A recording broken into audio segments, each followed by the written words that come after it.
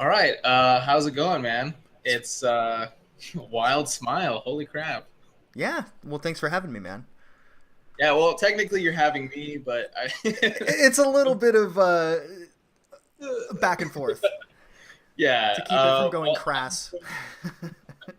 I'm from the College Republicans at the University of Texas at El Paso, and I'm so glad you said yes. I'm still a little confused as to why you said yes, but I'm always thank down to make time to talk to people, man. yeah, it's awesome of you. And before we started recording this, you were talking about an entire generation raised by the media and by television. I actually think it goes back further because if you look at the '70s in scholarship, there was already people like John Rawls and Will Kymlicka. Well, Will Kymlicka comes a little bit later, but John Rawls and Robert Paul Wolff, I think, and they were already saying like, oh, people need to be given redistributed wealth so that they could live properly and all this stuff. And even John Rawls, who believed in redistribution of wealth, was already being hounded for not being illiberal enough. Mm. So I think this problem goes back way further. But I Oh, mean, definitely. what are your thoughts on this? Well, if we really, I think the biggest root would be the Frankfurt School. I'm assuming you've heard of the Frankfurt School scholars like Horkheimer, Adorno. Yeah, Um, They, to just name a few, they believe the only way to institute change into society was to force agitation onto the public so that their outrage would cause them to bring down the system so that they could usher in the socialist utopia that they dreamt of. These men were very clear about their motives. And I think, and if I remember correctly, they also had a very clear objective of taking over the entertainment industry, the media in general, like the news media, and educational institutions. And if you look at the world today, it definitely seems all three of them have been compromised by radical socialists, to put it yeah, simply. and I think one of the worst products to come out of this is something like critical theory. Absolutely. I mean, I took a class on that because everybody's going to probably hound me for this, but I'm an English major, and I took a critical theory class, and oh my god, I mean, within 2 days, there's no more meaningful discussion. It all like slows down to a crawl, and everyone sure sounds smart, using their postmodernist vocabulary and vernacular, but there's really nothing of value that's being said. Mm-hmm. It's all why is this dichotomy wrong? Why should we value this more than this? And it was just awful. I mean, we watched Pee Wee Herman in there. I was like, how am I going to a public university and this is happening? Just goes to show what they think of the intelligence level of adults or young adults. Yeah, But that's and the thing with socialism, or at least critical theory. It's designed to tear down, never to build. yeah, and it's so weird because I had watched that Yuri Bezmenov interview Oh, absolutely. um, right before I got into that class, and well, everybody knows the infamous one in '84, but um, he was talking about the destabilization of the intellectual class, Mm-hmm. and it seriously sounded like that was happening, but in real time. Yes. And, Ideological subversion. yeah, and I hate the notion of the concept of relevant truth versus universal truth. Mm-hmm. And it's just like, I mean, if I punch you in the face, is it my truth that it happened, or is it like universally did that actually happen? Like, Right. Well, I it's forget which philosopher said it, but truth is a public park, I think is what he said. And I'm not sure I agree 100% with that, but the way I see it, truth is this unobtainable thing that all of us are trying to get to. And the only way we can get to it or get even close to trying to get to it is by sharing our perspectives, because we're all looking at truth from a different perspective, and it's multidimensional. yeah, and it's just so awful the way statistics can be skewed in a certain way, and so Mm-hmm. people go, well, you have your facts and I have mine. And no, there's certain ways to look at this honestly, And there's certain ways to look at this dishonestly, like the whole, well, most Muslims are peaceful, and it's like, well, yeah, but if I got a pie chart of all the religions combined, other than Islam, and their terrorist activities versus Islam, it's going to be a pretty messed up looking graph. Right. What was it? I believe Dave Rubin even said, he tweeted out, and him being a classic liberal, he was labeled alt-right after this. He said, what was it? Islamophobia doesn't exist because you can't be phobic of something that is rational, a rational fear. And since he is a gay man, he is very, very reasonably terrified of Islam, because imagine if that stuff was over here, he'd be finding himself getting thrown off a damn rooftop. Maybe not by a moderate Muslim, but guess what? We aren't just getting their moderate Muslims, we're also getting the people that want to throw gay people off of rooftops. Yeah, and I think that's really awful that I think it was last year when they were saying, all right, you know what, gay men are no longer oppressed. They're no longer an oppressed minority. I think it was white gay men. Yeah, specifically the ones with privilege still. Yeah. That comes from the multiculturalist scholars. Mm-hmm. I've been reading probably the past 6 weeks, just 4 to 6 hours a day, just reading their journals, and they came up with the concept of privilege and oppression. And if you read Iris Marion Young's 5 Faces of Oppression, white people, by her standards, are oppressed through cultural imperialism, in case anybody wants to look that up. So, yeah, you do have an oppression card, just letting you know if you're late. I'll factor that in there for the sarcastic critical theory when I have to implement it. Yeah, it's just like their gender is a social construct, and therefore should not be adhered to. So then it's like, well, so is your made up gender, so I don't have to respect it either. And then that makes them all pissed off, and then you have to go 20 minutes of getting yelled at by 12 feminists. You're like, ugh. I'm paying to get yelled at, basically. It's fun, though. It is fun, I gotta say. When grown ass adults are just red in the face with fury, and they know they can't do anything, to physically hurt you, but they try to intimidate you, and it just makes you laugh more, because if you run 10 yards one way, half of them are going to be out of breath. Yeah. Well, you can pop their critical theory bubble with just why. All you have to do is ask them to continue and expand. And otherwise, they'll typically fall into soft racism, which is what do they call it, the soft bigotry of low expectations. Yeah. They'll typically fall into that. Well, they'll be like, well, ID restrictions for voting, that's racist. And you go like, well, why is that racist? Well, because black people don't have access to getting an ID. And you look at them like dead face and like, did you just say that black people can't afford to walk down to the DMV and buy a fucking ID card like the rest of us? Because I guarantee you they need it for every other thing they do in life, and I'm willing to bet that they're individuals who are just as capable as anyone else, as far as I can tell. I love that video where the guy's like, I think he's in downtown New York, or he's in the Bronx or something. Waters. I know who you're talking about, yeah. Yeah, and he's like, so do you have an ID? And they're like, yes. Obviously. DMV is? They're like, yes. It's like, well, these people don't think you do. And he shows them a video. They're like, oh my God. I hope that red pilled them, but probably not.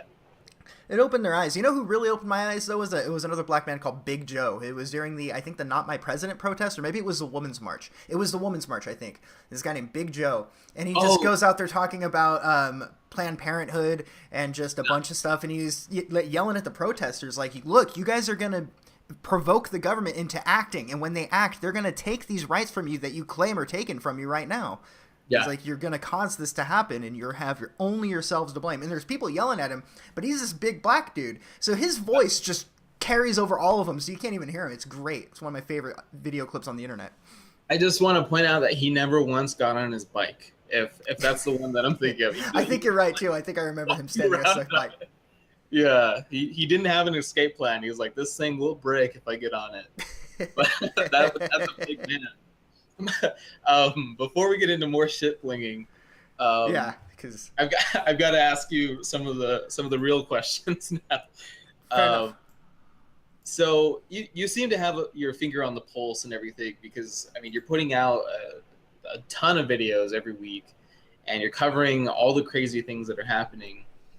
And I just got to ask you, do you think BLM is still relevant as a social movement? No.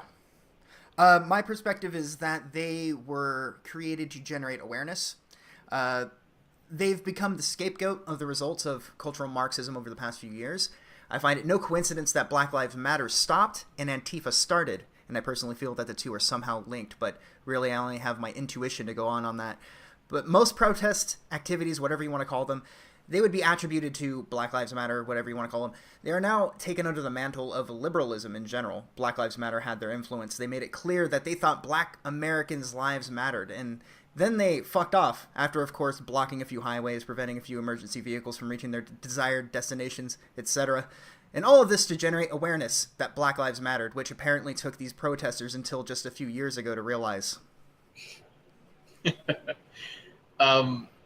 Yeah, and I think what the strangest thing about Black Lives Matter is the thing that killed them, wasn't that their whole movement was based on a lie, but it was the blocking the highways and blocking roads, which I think Antifa is still pretty fond of doing.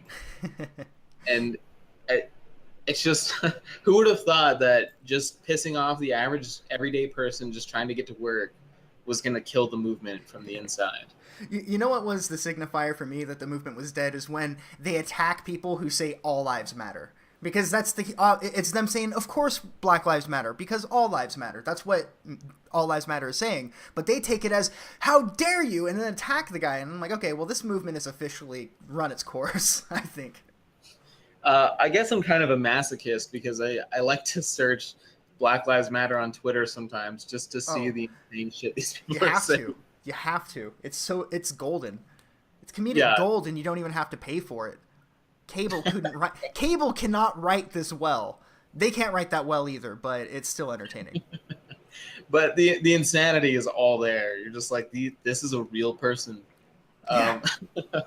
So these people like Antifa and Black Lives Matter, intersectional feminists, they're all basically cultural Marxists. Yes. And I mean, we like to point and laugh, like, what idiots they are and the stuff that they do. But are there any, valid points that they have, or do they have any valid criticisms of the system that we live in? Or what do you think is, I guess, the meat of their presentation? All right. Well, there is an idea of stretching a truth so far that it breaks. Take, for example, the gender myth, the gender wage gap myth. What they say is that women are given less money than men on a general scale. But the real truth is that women earn less on a general scale, having to deal with things like dealing with the family. Just on a national average, the statistics show that women work less, work fewer hours, and they're less probable of getting a promotion because they work fewer hours. They're not working as hard as their male counterpart. And so clearly, this is sexism. But to them, that's what they see. To us, we're like, well, they didn't work as hard. And a lot of these women are saying, yeah, I didn't work so hard. I wanted to take a few days off, and it's reasonable. What they do is they'll find a fact and then create a whole narrative behind that fact. And this happened with Black Lives Matter. They'll say, oh, this black kid was hunted down in the streets. And then you find out that he was actually smashing a dude's head in the concrete before the person pulled a gun on him and shot him. And you're like, oh, he was smashing a dude's head on the concrete? I conveniently didn't hear that fact until literally a couple months ago regarding whichever person that was, I forget. I always saw the picture of the young black kid on the news, and I was like, oh, he just like, whoever it was just like jumped out of their car and like an action movie body slammed the guy and said, your end is here, punk, and shot him. That's what the way they portrayed it. And you find out, oh no, that was actually an older picture of the kid from like 5 years previous. And sorry, I'm getting really sidetracked, but no, I think fine. You know what I think you know what I mean. The media reports the facts completely differently, and that's typically what the cultural Marxists do. And I'm actually, that reminds me of this point that I was going to make earlier, that I do believe the media itself has been completely co-opted by these cultural Marxists. And they might be intelligent enough to pass it off, but it's just so strange how anti-capitalist they seem in a lot of cases. Yeah, except when they're selling those boxes or something that's like $300 a month or whatever. I remember. I'm not quite sure why I was watching The View, but I was. It happens And sometimes. um, Whoopi Goldberg was talking about Trayvon of the Blessed Hoodie getting shot to death, and she was talking about the position of George Zimmerman, Hmm. who's conveniently white, and no mention of his actual heritage. Beside the point, Trayvon had him mounted, and Yeah. well, couldn't he have punched him off? And it's like, lady, I don't know if you've ever been mounted in a fight, but there is no, like, you have no power punching from that position, Yeah. none. And everybody's like, yeah, he should have done that. It's like, couldn't she have just hit him with the butt of the gun like before that? And it's like, okay, he has no ability to torque from that position, so if anything, the gun could have probably been taken from him, and then he would have been shot himself. Yes. And it's just, And then he gets found. Didn't he? He was found innocent, right? And then now he's labeled as a murderer for the rest of his life. He's never going to be able to get a job anywhere. I think it's just. I just think it's wrong. You know. I mean, the same argument can be made with O.J. Simpson, right? Like, there's no way O.J. Simpson's getting a job at Burger Hut, but. Yeah, and I think what's awful about the way the media works with these kinds of sensitive cases is that they brand the guy first, and then they go, oh well, I mean, he's innocent, but come on, like, what? Right. Like, the conclusion, didn't you? I think it was, and I hate to quote Doctor Who, but I will say that this is from the classic series from the Tom Baker era, the Fourth Doctor, so it's okay. He said the very powerful and the very ignorant have at least one thing in common. They don't alter their views to fit the facts, they alter the facts to fit their views, which is an interesting thing to keep in mind. Yeah, Just one of those facts that needs to be altered. Anytime that socialism fails, well, I mean, either it wasn't real socialism, it was outside factors, or it was corruption. It's like a drug. One more time, dude. One more time. We'll just try it one more time. Venezuela. If you've heard about Venezuela, I'd assume it's the opposition party. Like, after this immediate voting and all the crazy stuff that's going on there, now the opposition party was kidnapped by Venezuelan officials in the middle of the night and just carried away like Trotsky. Yeah. Never to be seen again. Yeah, I think so. One of two things is going to happen. Either Mandela is going to stay in power and just run that country into the ground, and then I mean, at some point, maybe they'll lead a coup and take him out. Or right now, there's going to be a populist movement, probably from the military, and they'll take him out. And then you're going to have another Pinochet or another Fujimori or whoever they had in Argentina, and they're going to send out death squads to kill the old guard, I guess. Mm-hmm. But right now, it's looking like the first option because, man, and then the police are making their citizens literally eat shit. Like, that's. I hadn't Jesus. heard that. Good Lord. Yeah. This came out back in June or May. Okay, so maybe I did hear about it, but it was something. I thought this was more recent. All right. Because I have been silently following the whole Venezuelan thing for a minute. It's been just wild. I didn't think it was going to jump the shark this quick, though. Oh yeah, I mean, I felt bad for them because they had to eat it, but like then I thought, well, at least they're eating something because most of those people are just starving out there, and it was like shit and sawdust, I think. So. Oh my God. And they're refusing U.S. aid, by the way, as far as I've heard. Yeah, well, I mean, because it's our fault, so. Yeah. I'm not exactly sure how, but we did something. Well, when they were succeeding, it was all about how great Hugo Chavez was, and now that it's failing, it's all our fault somehow. So that's real convenient. Yeah. Oh God. Like listening to Corbyn or somebody talk about it, it's just. I'm gonna have to go through social media and check out what all these uber liberals have been saying, because that's gonna be fun. Yeah. So back on track, I guess. Yeah, back on track. Even though social justice invasions into video games and comic books have utterly failed, Do you think that they are succeeding in changing the culture of these little subcultures, these niches, merely by pushing so hard? Like, do you think there's going to be remnants and vestiges of what they're doing now at some point in the future, or is this just a sign of maybe they're losing steam? I think they are changing the culture, but not in the way they want to. They are changing the culture of these subcultures, but they're pushing them in the opposite direction. Very much like with Donald Trump this past year, they've pushed a negative so hard that it became a positive. One of Alinsky's rules, actually. I often wonder if this wasn't the intended goal. There has been some reports that the upcoming generation is going to be hyper-conservative, and I believe that the result of anti-Trump propaganda running nonstop on all news outlets is probably to blame for this. Even the least decent human being in the room is watching how they slander the guy constantly and ask themselves, what could he have done to deserve this relentless slander? I don't see child molesters getting this much hate from the media. Come to think of it, there have been over 1,200 arrests regarding underage human trafficking, pedophilia, and production of child porn. More than half of these arrests came from California, which is interesting considering the recent interest in the potential pedophile ring in the entertainment circle. I mean, you don't see CNN, ABC, or MSNBC talking about this at all, and it really makes you start to wonder, you know? This all happened within the last 6 months, by the way. Since January, over 1,200 arrests, by the way. So, to more answer your question specifically, I think in the same way that people have noticed dishonesty in the media, people have also seen dishonesty in the gaming industry as well. And seeing the pushing of all the social justice BS, I think might actually cripple the gaming industry at one point. Yeah, I think it was Marvel that first felt the striking pain of diversity in their sales.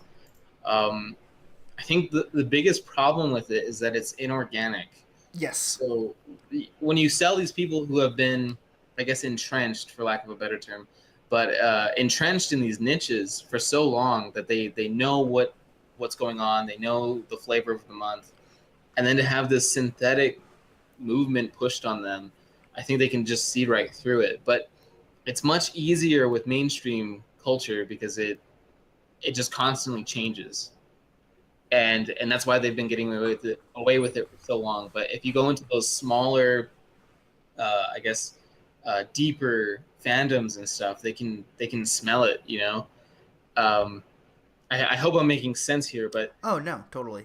The more, like, say, the Call of Duty fans, they're not really seeing what's going on, but the people in the indie gaming circle that are, like, playing games like Binding of Isaac and, say, like, Spelunky, even though those are both pretty old, people who are playing those smaller games aren't really into all of the identity politics, as far as I can say. And maybe that's just me wishful thinking, so to speak, hoping that the specific niche gaming circles I'm into think like I do, but it seems to me that a lot of people just want to play their games and not have to worry, oh my god, that person doesn't fit this very obscure standard that I just suddenly came up with out of the blue. So people just want to play something that's fun instead of having to make everything a social issue, and that's why they've alienated the people who in the gaming circle specifically, because these are people that just want to have fun, and you're taking their fun thing and trying to inject a bunch of not so fun things into it for the sake of BS. It's like when Sarkeesian first started and she was telling everybody that the online gaming experience was unsafe for women, and it was like full of misogynists and all this stuff.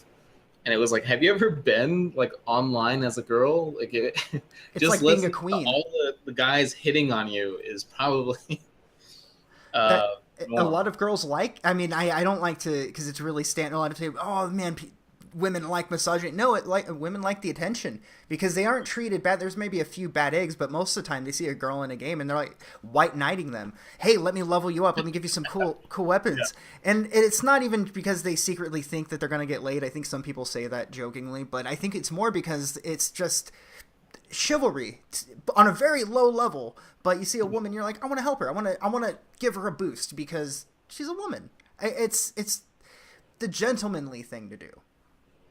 Yeah, well, I think on really toxic games like League of Legends, it's a guy trying to get laid.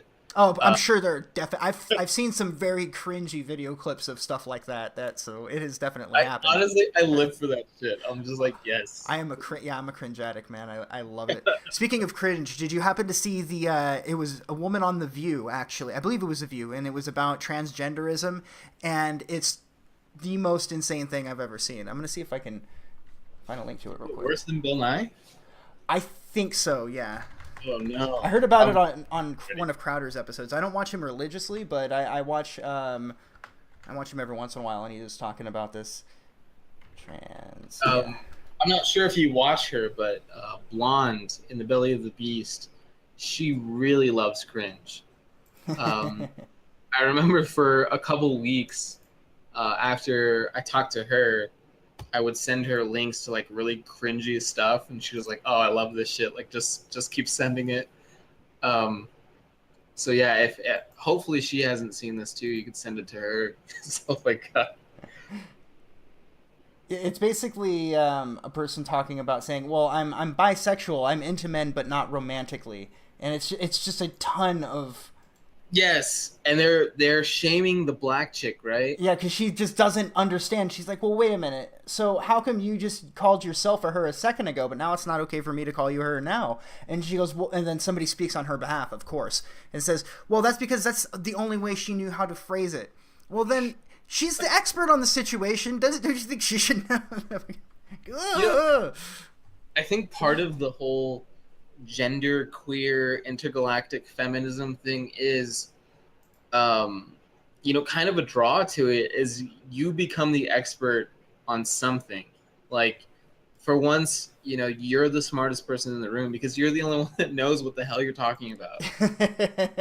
Yeah. Yeah, because when I was first introduced to this feminist newspeak, um, I was taking a class on Native American literature. This is like 2 years ago, maybe more. And there was this girl in there who was like decently smart, I guess. Um, and she started going on about like cultural appropriation and all this stuff. And like the girl and I, or the girl that I sat next to and I, we looked at each other like, what the fuck is she talking about? And I think even the professor didn't know what she was talking about. And like, but I mean, she sounded like the most intelligent person in the room.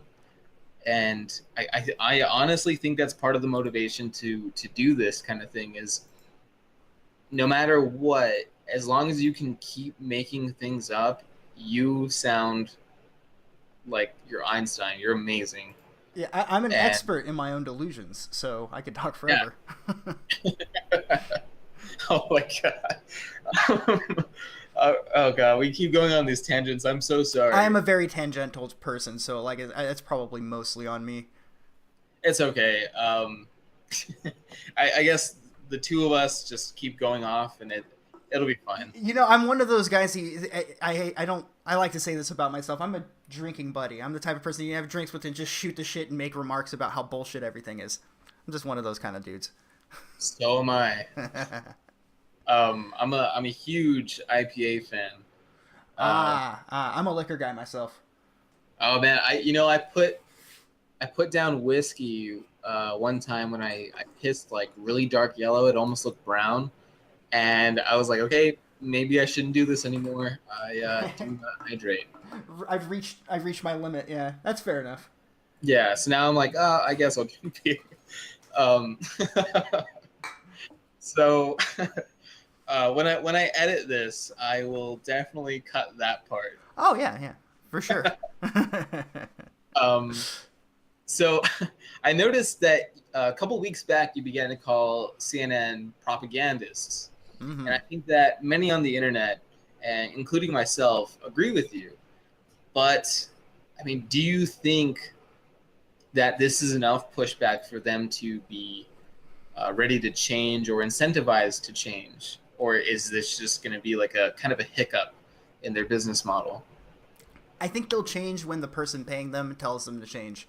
There isn't a shred of journalistic integrity left at CNN. It's bad at other outlets, but CNN seems to be far worse from the rest. In fact, a medical producer at CNN called Ethics, cute, which is about as much as I would expect from a corporation that blackmailed a public citizen and then less than a month later, one of the employees who participated in said docs would go on to live television to lecture Fox on their obligation to ethics because the president watches their channel. Who appointed them judge, jury, and executioner? Who appointed them as the moral arbiter of ethics? They need to be sacked. That's about, yeah. That's how I feel about them. Holy crap, that's a lot of fiery rage there. I like that. Yeah. I think what's great there is the irony in that Obama had completely shunned Fox. Yeah. And CNN was the one that he watched. And now that the shoe's on the other foot, they don't really like that too much. Not at all. Not at all. And I always hated that, like, you know, edgy mom meme of like, oh, faux news, ho ho ho, like. Oh man, right? All the Facebook memes, they're the worst. Like you think your news station isn't biased? Are you crazy? And I mean, I was on the outside looking in on this for a while, but it would always like made me cringe even when I wasn't politically active. Right. I never thought I'd see a day where CNN, because I did once upon a time think that CNN was better. That's why I feel so unimpressed with them, is because they can be better. Old CNN from the 80s and 90s, yeah, they did have their BS times. Like they had Wayne LaPierre on from the NRA one time, and they tried to like get him in a gotcha moment, and he called them out on like several lies right on the air, and they kept trying to shut him out, and he just called them out right on it. But they were a little bit more clever about it, and it seems like in this past year they just stopped caring entirely. Did you see when they staged a protest following the London attack earlier this year? The peaceful Muslims that they were trying to, I guess, get in a nice little line or something. To be charitable, one charitable interpretation is that they were already there, and that the producers and everyone, the film crew, showed up and handed them all a bunch of signs and told them to stand over here so we could film you to better represent you in the media, which is almost plausible. But people who were there, who wrote about this later on, said no, they all showed up together. There's even police officers that weren't even real police officers that were dressed like crisis actors pretty much, that showed up to just be a part of the filming, to make it look like it was a full-fledged thing. And then as soon as the filming was done, everyone was gone within minutes. Wow. Yeah, so it's very, to me, it's very clear that they're just creating news. Make news by breaking news, right? Yeah, it's like the hero who breaks shit up just so that they can go and fix it later. Batman syndrome. Yeah, I guess so. Damn, that I didn't know it actually went that far. Holy crap. Yeah, and I'm starting to wonder if we're just on the tip of the iceberg regarding how deep this really goes. Yeah, and I think that's the most worrisome thing, because if you look at an organization like Antifa, I don't think there's a whole lot of condemnation going on about them in mainstream news, especially with that Hollywood cuck who was like, we'll punch some people in the face. Oh, it's like, my God, yeah. You play a sheriff on a show on Netflix, dude. Like, what the hell are you talking about? Yeah, we will punch people in the face when they seek to... I forget, it was a whole thing, because it really angered. I was filled with fire on that one, because I was saying, look, everybody, this is him calling for violence against people who think differently than him. Do you not care about this? And people who are like, well, Stranger Things is a great show. And I said, I have no interest in watching that piece of shit show. I actually heard him specifically. He's really good in the show, from what I hear. And you know what? Bravo. Hollywood desperately needs actors with talent, so I'm willing to give him credit in that regard. But I just cannot respect somebody who goes to get an award for something and then gets people to jump up and cheer when saying, we're going to go punch a bunch of Nazis. And you know damn good and well that these people wouldn't know a Nazi if they were jumping in front of their face. They just call people Nazis so they can get a free ticket to act like a deranged maniac. Yeah, and then that became their handles.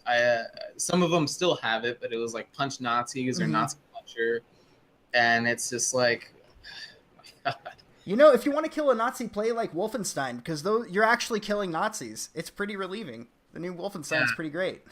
and I think what would upset them the most is if Call of Duty did like a pure historical game where they had like the British Legion, the French Legion, the Russian Legion, and the North African Legion, and then like the Turkish Legion, and then a bunch of like different little Middle Eastern legions. And it's like, wait, Nazis aren't brown and black, and it's like, oh yeah, they were, dude. They were even yellow, and it's just like you guys like diversity, except when you have to admit that black, brown, and yellow people were also bad at some point, and now, like, um, I think we can get them to admit that black, brown, and yellow people were bad in the past, and that'll kind of like progress us toward now and make them equal. But and I say that as a brown dude, like, because it's just like you can do no wrong until you're conservative. Mm-hmm. Then you fucked And up. that's something. Yeah. So one of the main um, purveyors of this type of narrative is Antifa. Do you think there's like a potential danger in not stamping them out? I personally think it's already out of control. The police should have stepped in a long time ago. The more Antifa goes out and threatens people, burns down trash cans, torches a car, breaks windows of businesses, the more that the silent majority gets angrier and angrier, and really, who could blame them? Antifa is another organization that I think will disappear after enough agitation has occurred to work people up enough to get them to act. I believe that their nature is entirely provocative. Much like I mentioned with cultural Marxism before, the intention of Antifa is similar, I believe. It's to agitate people to the point of acting. The police might come in to put an end to this group, or this group will stir up enough animosity against them that they will be afraid to admit that they are Antifa. But at this point, I believe they will fade away. But the damage they have done to the patience of good Americans, as well as the Trump deranged property damage, will have been done. I think um, what the main goal is, honestly, is to finally get a right winger worked up enough, scared enough to discharge their firearm. Mm-hmm. Well, they want Because another Timothy McVeigh. yeah, because if that happens, then everyone loses their liberties. It's, oh well, we tried to let you guys solve it peacefully, and now like look what happened. Well, there And was that Milo. It was a Milo event, and somebody tried to attack him, and he shot him. And the guy lived; it was all okay. But apparently, the man shot in self-defense. So that didn't quite fit their narrative. So it quickly fizzled out, and down the memory hole it went. yeah, the yellow raincoat, right? Over at, I want to say Washington State, or it was somewhere in Washington.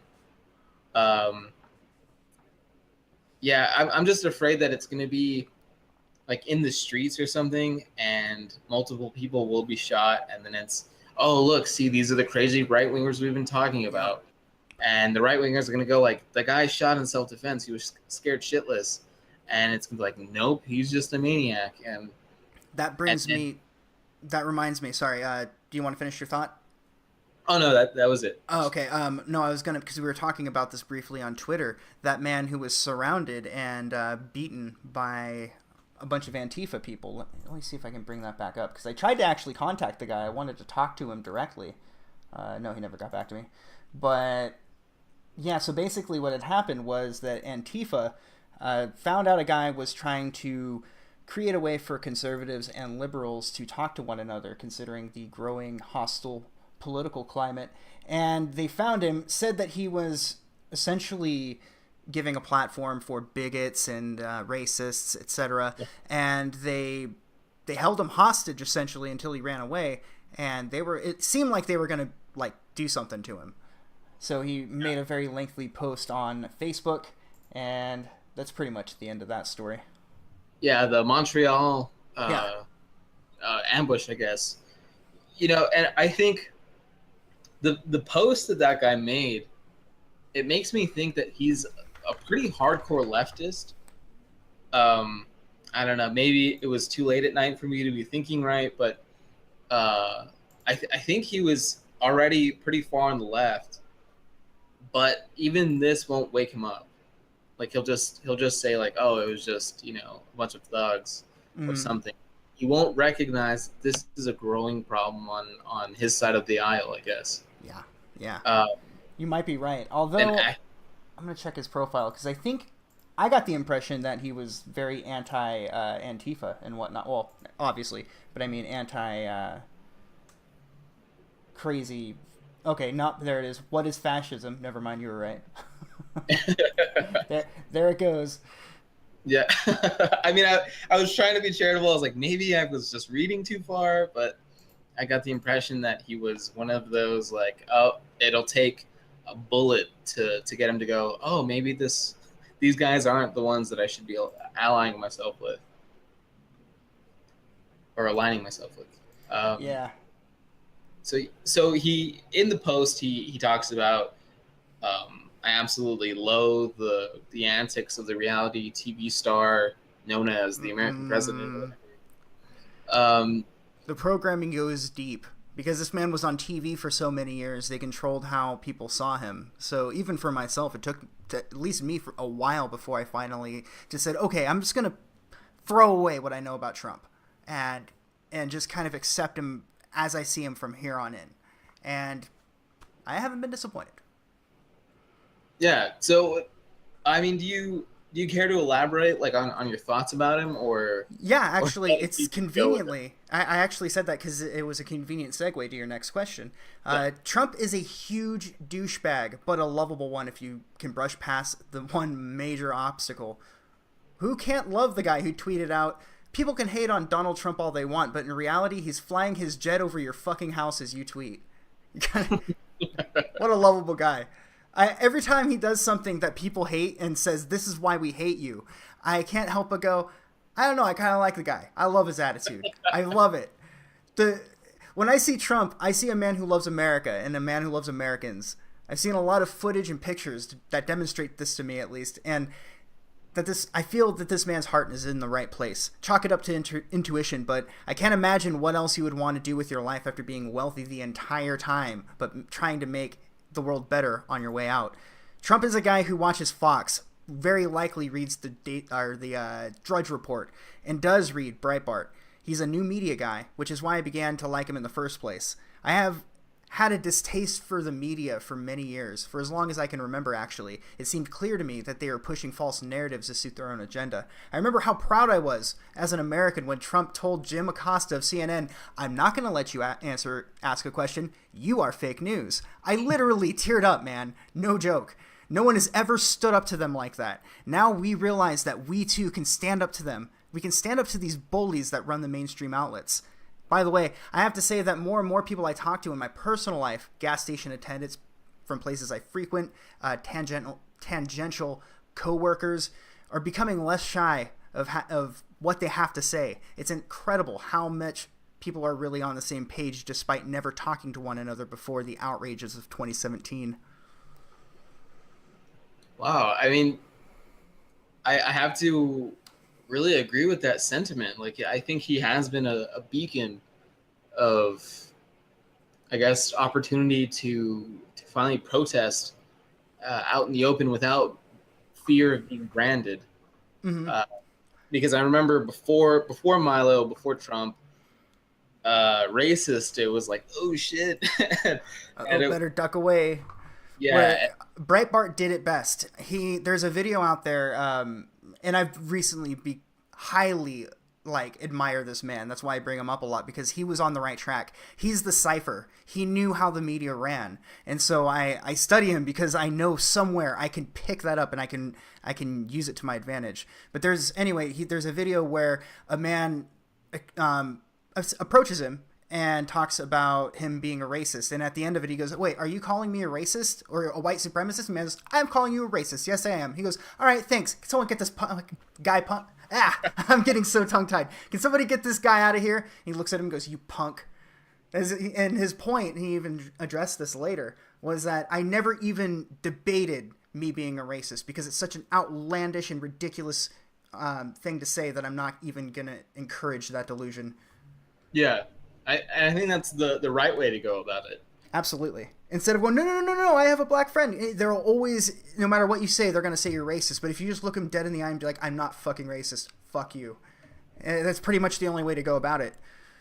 I mean, Yeah. you and I both, we grew up in an America where we were told people are a result of their character, their merits, their individualism. I mean, this whole generation, when I was growing up, that was the main point in media, and maybe they were just prepping us for now, but it seemed very clear to me then that we didn't grow up racist. There were hardly ever people that were racist, and you met one in every 2,000 people, and then you go oh, well, that guy's a bit of a dick. Don't go around him if you know any black friends. Just if you have a black friend, just don't bring him around. Just it's not it's not cool. But I live in California, so I couldn't ever, even if I wanted to, I couldn't have exclusively white friends. There's no fucking way. It's so diverse here. I don't even have any one place in my life where there is exclusively any one race. So to me, this whole racist BS is just it's a witch hunt, and it's not working anymore. Thank God. So moving on to, I guess, more deviant topics. I recently watched your video on the parents, teaching their children about sex and masturbation. I was mocked and labeled a conspiracy theorist for saying that this level of degeneracy is the mark of a serious decline in a society, and will be the end of our way of life at some point in the future if it continues down this road, which I think it will. Do you believe that there's any validity to this statement? Why or why not? Somewhat. There does seem to be an attack on the American family. I believe that a lot of the problem black communities, for example, are facing are due to the destruction of the family unit. Fathers aren't usually present in a lot of poorer communities, among other family issues as well. Most of these things are repercussions from the 90s crap. Let me try this again. I need something to drink. I don't have anything to drink. 90s crack epidemic, sparked by USA CIA officials. Look up the Contra scandal for more information on the subject if you're interested, or I'm sure you're already familiar, actually. The problems in black communities are pretty much directly a result of the CIA giving drugs in mass quantities to specifically black communities. And I think that tore down a lot of families, specifically by making potential fathers that could be working an honest living and turning them into drug dealers and lifetime felons. With all of that in mind, I personally think that the political pendulum is moving towards the right. Most people, with the exception of absolutely crazy progressives, see that Teen Vogue article, as I mentioned previously, aimed specifically at preteens as being not only distasteful but gross. There are a lot of people that I have talked to that were as outraged as I was, if not more, after reading that article. I don't think that society will denigrate to that point, but it is possible. Most of this pro-pedo propaganda is a result of progressives attempting to one-up one another. Yeah, and I think it's very strange to see these liberal publications. I mean, they're really only liberal in name at this point, but these liberal publications pushing for the acceptance of pedophilia. And I mean, just the other day, it was like a children's guide to anal sex. Yeah, and that was the one I was mentioning. Why would they? What? No, why do you think this is? Is it just like a dick measuring contest for progressives? Yes, or that's exactly what I think it is. Because, and here's the thing that makes me wonder, though. That article did not mention any of the bad things that can result after long-term anal sex. There is incontinence for one. Higher exposure to infections is another one. And then let's just talk about the obvious, the cleanup aspect. I just think the idea of teaching children to be doing something that is probably best for your 30s and 40s is kind of gross, for one. Mostly because these are people, or these aren't even people yet, these are children that haven't had sex. They shouldn't be having sex yet at all. Being made aware of knowing how to practice safe sex is already difficult enough. Do you really want to hand these people the lube and say, hey, why don't you just go in for the other one as well? Might as well. And the idea that what they say is, oh, well, this is to be accepting of trans and homosexuals and all of that. Well, maybe you want to give them the tools to possibly experience heterosexual sex first, and then we've been fine for thousands of years. We don't need to start indoctrinating children in a sexual manner now. That's what really makes me wonder, though. I want to say that, no, of course this isn't going on, but then you see that article that, another one too, the toddlers can understand consent. You can teach consent to your children. Why do you need me? Why? Yeah. Oh, my brain. I'm blaming this madness on me getting tongue-tied, by the way. No, it's all good. I think the whole gay pride thing. We should also have a straight pride parade, and it would just be called the You're Welcome parade, where everybody's like, you're welcome. Like, I'm keeping the civilization going or something. Somebody's got to. Goddamn. Yeah, like the most condescending parade you can have. That way, everybody goes like, okay, maybe parades were the wrong thing to do, or is this how we sound? Yes, it's exactly how you sound. If you want to be considered normal, stop doing things that make you distinguished or distinct apart from everybody else. Yeah, there's no problem being gay. We all know that. But there is a bit of a problem going out wearing assless chaps, almost butt-ass naked, screaming, "You're fucking oppressing me!" Yeah. Come on, man. No one's oppressing shit. You're allowed to be yourself, and you can be less obnoxious. And if being an obnoxious asshole and people telling you you're an obnoxious asshole, but in different ways, if that is being oppressed, well, I hate to tell you, man, I've been oppressed for years. Yeah, and I think it goes hand in hand with the Children's Guide to Anal, because they're like, man, that's a nice ass. I know exactly what to do with that. And so then, your 10-year-old's trying to bang this dude. And you're like, whoa, what's going on with Mustachio over there? And children are so curious too. So giving them that, it's essentially a dare for one, and for two, yeah, it is definitely opening their mind up to maybe when somebody makes a move on them to just roll with it instead of running away and trying to get a hold of somebody and be like, hey, this guy tried to diddle me. Instead, they might be like, well, I read that Teen Vogue article teaching me that anal sex is perfectly fine. Maybe I ought to just give it a shot. Yeah. And, I don't want to... I forget what it's called, but that idea of, oh, well, you're saying that all gay people are child molesters. Not at all. But it could be used by child molesters in order to further their potential game, so to speak. Sort of like this idea of the trans bathrooms thing. Most people don't care. I don't really care myself. But if you think for a second that somebody couldn't just throw on a dress and some lipstick and then wait in that bathroom and attack somebody, and be much easier to get away that way than on your way out discard it gives an extra option to people who could potentially abuse it. And why can't you just use whatever fucking bathroom you want? I don't give a shit. At the same time, a big hairy dude in a dress with a beard probably should just use a man's room. There are single dads out there with little girls. They don't need to be seeing that. That's a side of humanity you don't need to see to your late 20s. Yeah, I'm against women being in the men's restroom because of the lines. That's mostly my qualm with it. Fair enough. Because men going into the restroom, it'll just be in and out all day long. But a second. Start letting women into the men's restroom. Oh my god! Yeah. Can you imagine people be taking shits outside in no time? Seriously though, it'd be India within 2 minutes. I'm not waiting for that chick to finish her text. I'm dropping a deuce right here. So on a more serious topic, maybe I should have sequenced this better. It's all right. I like to think it'll be a little bit entertaining for those who are watching. Yeah. So you have some strong opinions on media matters. Can you give me a little insight or a little bit of your insight onto the the company or the organization?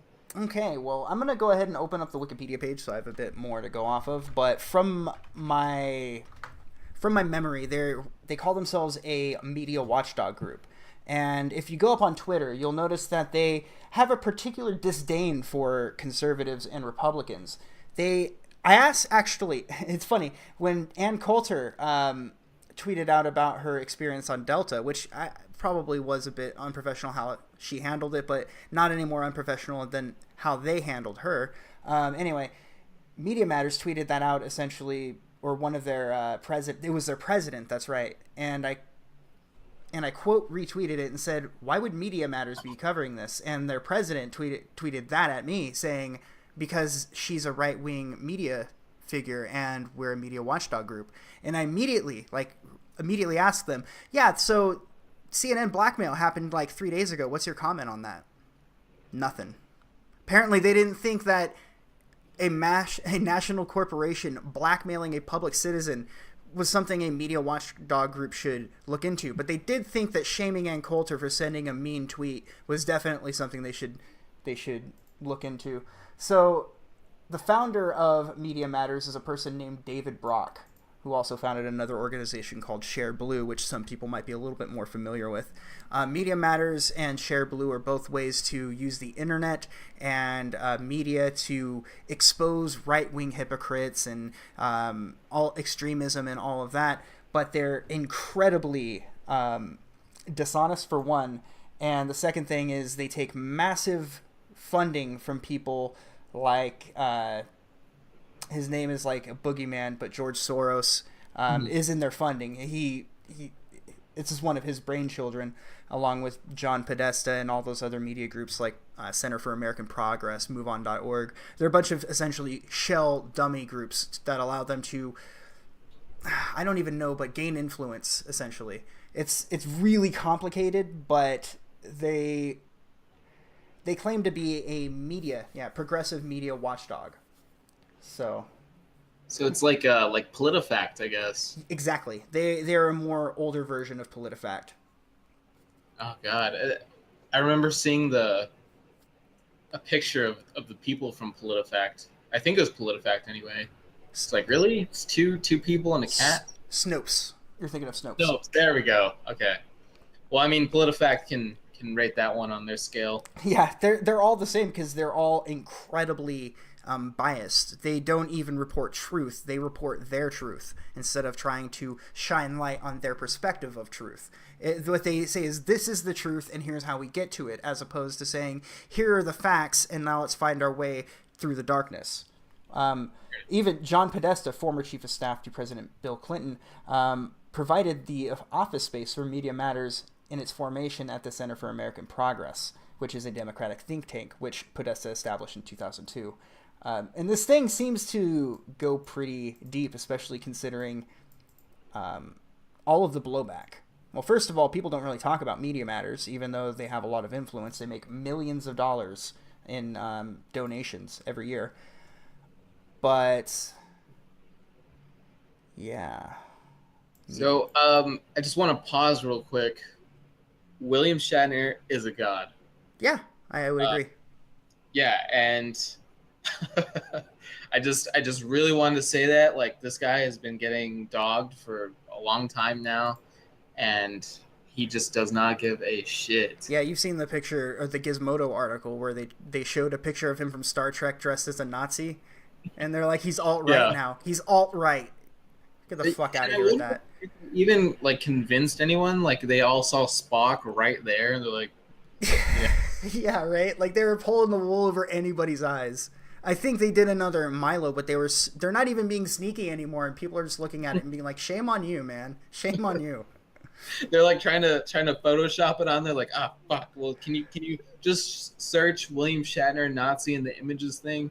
And they do, and they're like, oh, well, it's on Star Trek. It's like, that's fine. Nobody's really gonna care. I'm actually very surprised they didn't crop everyone out, and you just see just him doing a fake Z Kyle. You know, I've noticed that, like, if you look at articles that are fresh off the line, a lot of the time it looks like an editor hasn't looked at it at all. Mm-hmm. And there's like 20 grammatical mistakes and then like 3 or 4 spelling errors. You're like, this should not have gone through somebody's like. It's funny. Because when I read that article, I think I said that out loud during the video. I'm like, did anyone actually read through this before they printed it? I can't believe anyone published this, let alone somebody actually thought this bullshit to read it, or to write it. It blows my mind. We've reached peak full retard. I don't think we could go any further. And by the way, retard is not an insensitive word. Idiot and moron are the actual hateful terms, and the word retarded was the original politically correct term from like way back when. And it's gone full circle. Owen Benjamin was one of the people who said that, and I was like, oh, and it turns out that there is some truth to that. Owen Benjamin's awesome. He did a great bit recently about the female 007. They're planning on, there's a call to make the next Bond a woman, so he was saying, he had a little song, like she should be called 007, 70 cents on the dollar, things like that. It was really good, but it was just a song about how not funny a woman spy would be if she was Bond. It's not the same. There's a fundamental difference between what makes a man cool and what makes a woman cool. And if you just like put a woman in Bond's clothing and do a movie, it's not going to turn out the same. It just isn't. Yeah, and I think it was one of my literature classes. Yeah, it was one of my literature classes last year that I took, where they were talking about diversity and all that. And our professor was like, you guys have a real chance to really make it in the entertainment industry because they want to hear your stories and all this stuff.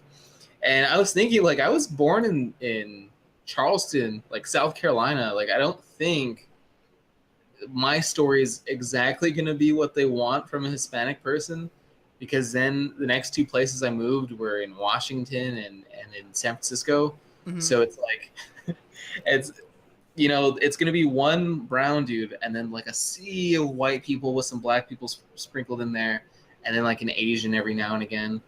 And they're not going to like that at all, because like I don't really know any Spanish. Like I don't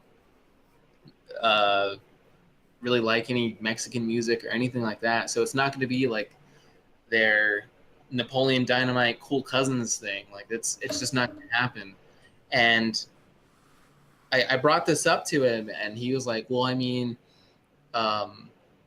it's the cultural diversity. I was like, well, it seems like cultural and racial are synonymous in this class. And I think it's the same thing with the whole like feminist women empowerment thing. They only like powerful women if they agree with them. Mm-hmm. The same as they only like Mexicans if they're really Mexican, or black people if they're really black. It's just like it's just the result of their tactics over the last few decades. Here's what largely the Democrats have been doing. They've been determine oppressed class, B, make yourself champion of oppressed class, and then C, assimilate all members of said oppressed class. And what they do is, once they've said, okay, well, gay people are now ours, we stand for gay rights, we stand for a woman's body, okay, so all of these people, if you are against us, you're against gay people and women, you hate them. And they've constructed their argument based on association, which is why their argument is now just a series of guilty by association. That's all they know. My favorite, I guess before we end here, my favorite thing that they do is say the black community.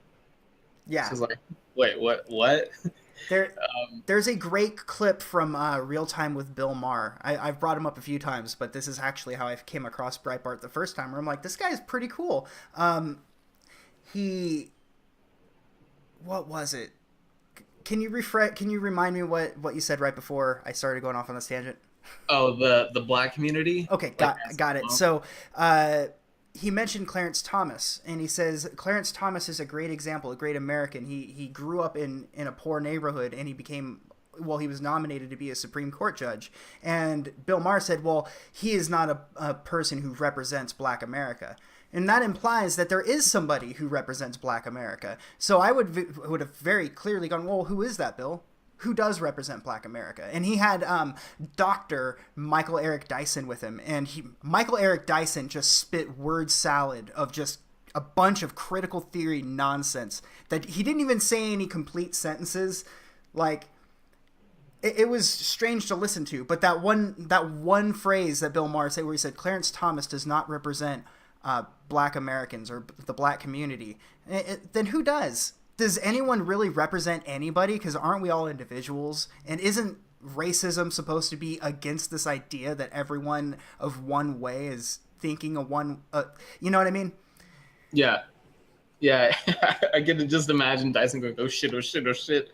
And oh man. I remember I got into this argument with a feminist one time, and this was in front of the class, and I was like, well, who is the Black community? She's like, well, I mean, the Black community. And I was like, well, who represents them? Like, who speaks for them? And she was like, well, they do. And I was like, who's they? Like, she goes, the Black community. I was like, who exactly is the Black community? Exactly. Though? It's like white people. White people. Who are white people? Oh, well, just like y'all. Well, that doesn't say much, because most white people are very diverse ethnically. A lot of white people are like half Native American, half European, partially Hispanic. It's at least the ones I've met. And I myself I'm a mutt. I've always said that I'm a mutt. I look photogenically Native American, but I'm white, and I have no problem saying it. But when people talk about white people, they're not talking about, oh, well, this country called white, where people were citizens of white, their god and emperor or whatever, and when they came to other places, they brought their culture with it. There's no truth to that. They just say, oh, these people that are certain, their skin tone is a little paler. Yeah, those people. And the problem with that is what a white person is varies from person to person. And hell, Tariq Nasheed thinks that Hispanic Americans are white now too. So it's just, that's the whole thing is the Black community, white people, they're all just a bunch of straw men, scarecrows. They don't really exist. They're just this thing that people hide behind so they can pretend to stand for all these people. Yeah, I think a lot of them that do that have never been to or even never even like watched a movie from like deep in the heart of Mexico. And it's like, oh man, there's people as black as night, but then there's also girls that are blonde hair and blue eyed with freckles. Super Irish girls. Like I watched a lot of Alejandro Jodorowsky's movies. What a dude. He's one of my favorite directors. I mean, I don't agree with like his politics necessarily, but man, what an interesting fellow.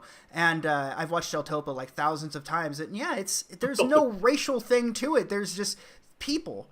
And I hate this idea of boxing people up into different, oh, this is a black person, this is a white person, oh, this is a husky woman, this is a redhead. It's all just been used to pit people against each other. Woman of size. Woman of size. Bigot. Indeed. But I think I've kept you a little long.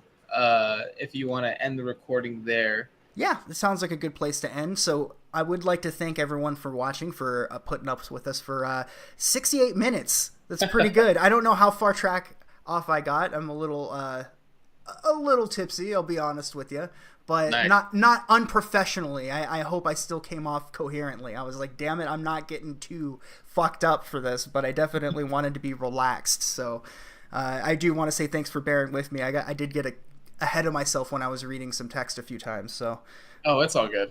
And I want to thank you for joining me. And I mean, when I show the rest of the chapter of this, I hope they gain quite a bit from it. It's been a hell of a conversation.